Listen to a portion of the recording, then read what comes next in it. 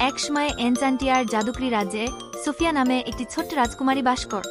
Sophia একজন দয়ালু এবং দুঃসাহসিক মেয়ে ছিলেন। ইনি তার দুর্গের চারপাশে মনোমুগ্ধকর বন এবং তৃণভূমি অন্বেষণ করতে পছন্দ করতেন। রাজকীয় উদ্যানের মধ্যে দিয়ে ঘুরে বেড়ানোর সময় সোফিয়া রংধনুর মতো প্রাণবন্ত ডানা সহ একটি সুন্দর প্রজাপতির সাথে হোঁচ খেয়েছি। প্রজাপতিটি তার চারপাশে ক্রমভাবে উড়ে বেড়ায়, তার সূক্ষ্ম ডানাগুলি সূর্যের আলোতে জ্বলজ্বল করে। ওহ, আপনি কি একটি মহৎ প্রাণী! সোফিয়া চিৎকার করে বলল, তার চোখ বিস্ময়ে জ্বলজ্বল করছে। প্রজাপতিটি মৃদুভাবে সোফিয়ার প্রসারিত হাতের উপর অবতরণ করল এবং সে আনন্দে হাসতে পারল না।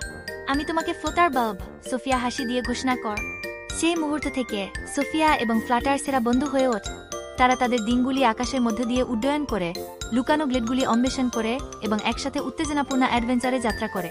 কিন্তু একদিন এনচান্টিয়া রাজ্যের উপর একটি অন্ধকার ছায়া পড়ে।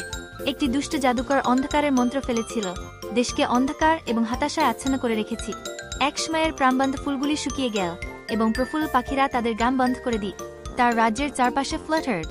প্রতিদিন তিনি তৃণভূমির মধ্যে দিয়ে ঘুরে বেড়াতেন, ফুলের মধ্যে নাচতে থাকা রঙিন প্রজাপতির পিছনে তাড়া করার সময় তার চোখ আনন্দে নেচে ওঠ। একদিন সোফিয়া যখন রাজকীয় বাগানে খেলছিল, সে একটি লুকানো গ্রোভের উপর হোঁচ খেয়েছিল। এখানে তার দেখা সবচেয়ে দুর্দান্ত প্রজাপতিগুলি জড়ো হয়েছে। তাদের ডানাগুলি রংধনুর প্রতিটি রঙের সাথে জ্বলজ্বল করে এবং তাদের মৃদু গুঞ্জন বাতাসকে সঙ্গীতে পূর্ণ করে। সোফিয়া আশ্চর্যের অনুভূতি নিয়ে প্রজাপতির কাছে গেল। এমন সৌন্দর্য দেখে তার হৃদয়ে আনন্দে ভরে গে। প্রজাপতিগুলির একটিকে স্পর্শ করার জন্য সে হাত বাড়িয়ে দিয়েছিল। এটি তার প্রসারিত হাতের উপর মৃদুভাবে অবতরণ করেছিল। এর সূক্ষ্ম ডানাগুলি তার ত্বকে ব্রাশ করছে। আমি তোমাকে ফ্লাটার বলবো, সোফিয়া একটি হাসি দিয়ে ফিসফিস করে বলল, জাদুকরি প্রাণীর সাথে সংযোগ অনুভব করে। সেই দিন থেকে সোফিয়া এবং ফ্লাটার অবিচ্ছেদ্য সঙ্গী হয়ে ওঠ। তারা একসাথে প্রজাপতি তৃণভূমির প্রতিটি কোণ অন্বেষণ করেছে, সূর্যালোকিত তৃণভূমি থেকে ফিসফিসিং বন পর্যন্ত। তার পাশে ফ্লাটারের সাথে সোফিয়ার দিনগুলি হাসি এবং সাহসিকতা ভরাছি। কিন্তু একদিন বাটারফ্লাই মেডোজের উপর একটি অন্ধকার ছায়া পড়ে। একজন দুষ্ট জাদুকর ভূমিতে অন্ধকারের মন্ত্র ফেলেছিল, সোফিয়ার প্রিয় সবকিছু ধ্বংস করার হুমকি দিয়েছি। ফুল শুকিয়ে গেল, গাছ শুকিয়ে গেল, এমনকি প্রজাপতিরাও তাদের রং হারাতে শুরু কর, যারা তাকে আনন্দের নৃত্য এবং প্রফুল্ল কিচিরমিচির সাথে স্বাগত জানা। একদিন যখন সোফিয়া রাজকীয় বাগানে খেলছিল, তখন সে একটি প্রজাপতি লক্ষ্য করেছিল, সে আগে কখনো দেখেনি। এর ডানাগুলি সূর্যের রঙে ঝলঝল করে এবং এর সূক্ষ্ম অ্যান্টেনা কৌতূহল নিয়ে কাঁপছি। হ্যালো ছোট্ট প্রজাপতি, সোফিয়া তার হাত বাড়িয়ে হেসে বল, তোমার নাম কি? প্রজাপতিটি মৃদুভাবে সোফিয়ার প্রসারিত আঙুলের উপর অবতরণ করে, তার ছোট চোখগুলি আনন্দে জ্বলজ্বল করে। আমার নাম ফ্লোরা, এটি গ্রীষ্মের বাতাসের মতো নরম কণ্ঠে ফিসফিস করে বল। সেই মুহূর্ত থেকে সোফিয়া এবং ফ্লোরা সেরা বন্ধু হয়ে ওঠ।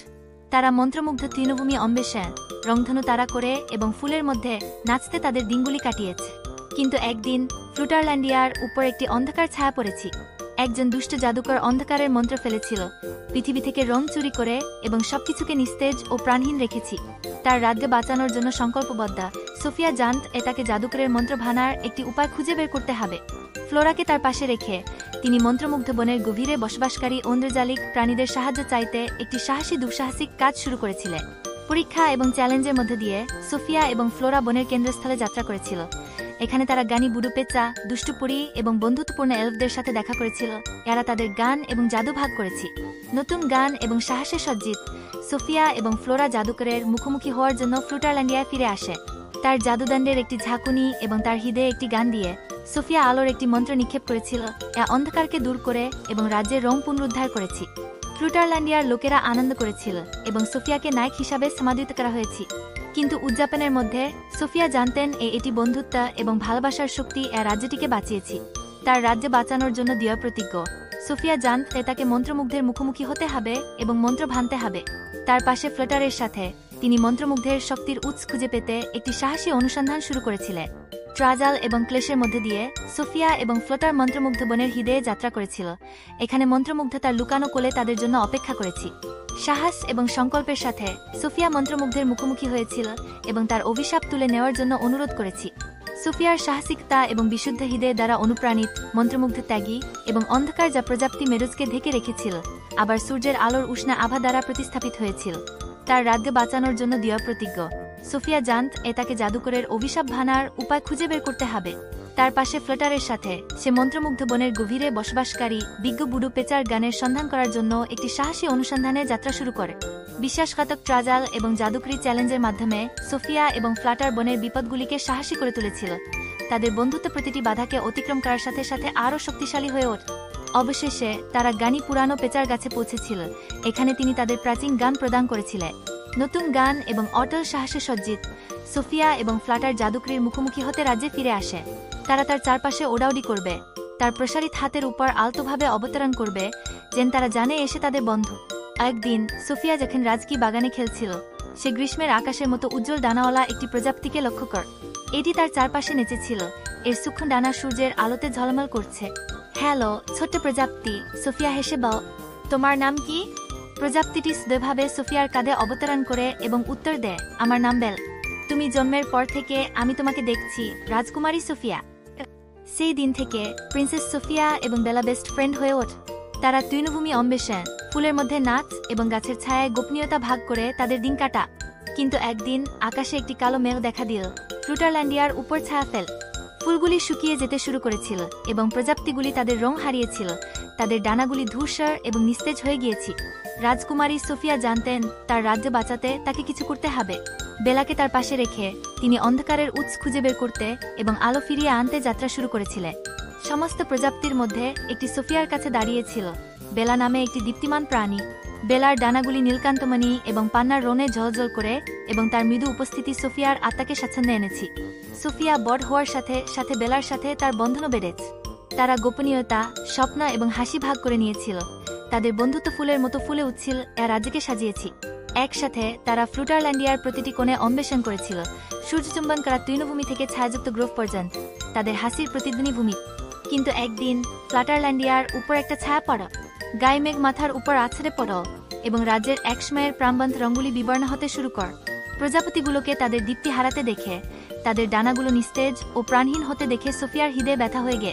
তার প্রিয় রাজ্যে আনন্দ পুনরুদ্ধার করার জন্য সংকল্পবদ্ধ সোফিয়া তার প্রিয় বন্ধু বেলার দিকে ফিরে গে। অটল সাহস এবং সীমাহীন ভালোবাসার সাথে তারা ফ্লুটারল্যান্ডে যায়, যে অন্ধকার নেমে এসেছিল তা তুলে নেওয়ার জন্য একটি অনুসন্ধান শুরু করেছি। ট্রাজাল এবং ক্লেশের মধ্যে দিয়ে সোফিয়া এবং বেলা বিশাল ল্যান্ডস্কেপ জুড়ে যাত্রা করেছিলেন, সাহস এবং করুণার সাথে চ্যালেঞ্জের মুখোমুখি হয়েছি। পথে তারা সমস্ত ধরনের প্রাণীর মুখোমুখি হয়েছিল, গানি বুড়ো পেঁচা, দুষ্টু পরী এবং বন্ধুত্বপূর্ণ বন ক্রিটার, যারা নির্দেশনা এবং সহায়তা প্রদান করেছি। তাদের যাত্রার প্রতিটি পদক্ষেপের সাথে সোফিয়া এবং বেলার বন্ধুত্ব আরও দৃঢ়। তারা সন্দেহের সময়ে একে অপরের দিকে ঝুঁকে পড়ে, তাদের অটুট বন্ধন থেকে শক্তি অবশেষে অনেক দুঃসাহসিকতার পরে সোফিয়া এবং বেলা অন্ধকারের উৎসের মুখোমুখি হয়েছিল। একজন দুষ্ট মন্ত্রমুগ্ধইনী ফ্লুটারল্যান্ডিয়ার আলো নিভিয়ে দিতে চেয়েছিলেন। দৃঢ় সংকল্পে জ্বলন্ত হৃদয় নিয়ে সোফিয়া এবং বেলা একসাথে দাঁড়িয়েছিল, তাদের বন্ধুত্ব অন্ধকারের মুখে আসার আল। দৃঢ় সংকল্পে পূর্ণ হৃদয় নিয়ে সোফিয়া জাদুকরের মুখোমুখি হয়েছিল এবং অভিশাপ তুলে নেওয়ার জন্য তার জন্য অনুরোধ করেছি। সোফিয়ার সাহসিকতা এবং হিজ্জের বিশুদ্ধতা দ্বারা অনুপ্রাণিত জাদুকরী ত্যাগ করলেন এবং রাজ্যকে ঢেকে রাখা অন্ধকার তুলে নিয়েও আবার উষ্ণতা এবং আলো দ্বারা প্রতিস্থাপিত। এনচান্টিয়ার লোকেরা আনন্দ করেছিল এবং সোফিয়াকে নায়ক হিসাবে স্বাগত জানানো হয়েছে। কিন্তু উদযাপনের মধ্যে সোফিয়া জানতেন এটি বন্ধুত্ব এবং ভালোবাসার শক্তি সত্যিই রাজ্যকে বাঁচিয়েছে। এবং তাই রাজকুমারী সোফিয়া এবং তার অনুগত বন্ধু ফ্লাটার এনচান্টিয়ার জাদুকরী রাজ্যের বিস্ময়গুলি অন্বেষণ করতে থাকে।